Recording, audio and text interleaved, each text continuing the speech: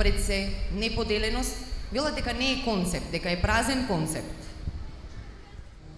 Концептот државата пред се беше актуелна пред 150 до 200 години.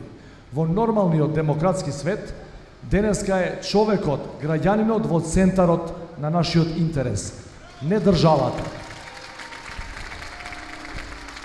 Во крајна консеквенца, земете ги овие две ситуации.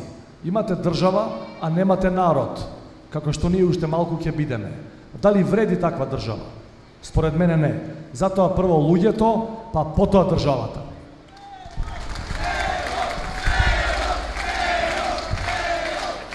Почитувани, слушајте ова шега. Потикнувале добро соседски односи. Со кој сосед имаме добри односи денеска? Со кого? Со еден. Со кој? Со ни еден.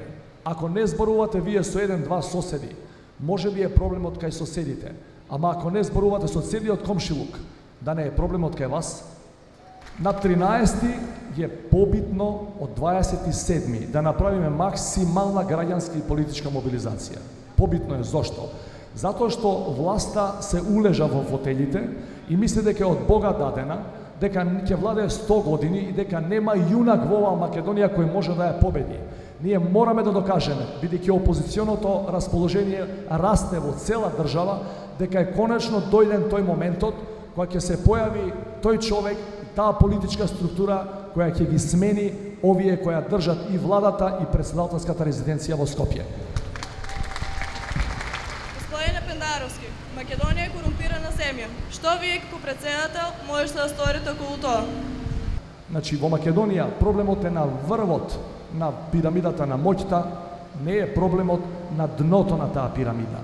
Таков тип на корупција има секаде во светот, дури и во скандинавските држави кои се шампиони по антикорупција. Во Македонија, бидејќи е проблемот од главата, не од опашката, предлагам да ја смениме главата на 13 и на 27 април. Да се задржиме и на меѓуетничките односи, како ти ги оценуваш во овој момент, какви се? За жал, меѓуетничките односи се во постојана тензија, под површина, и мене ми се чини дека трендовите се назадни во таа смисла.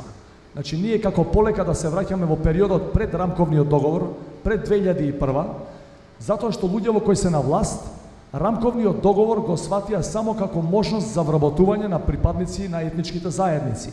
Рамковниот договор не е тоа, или не е само тоа.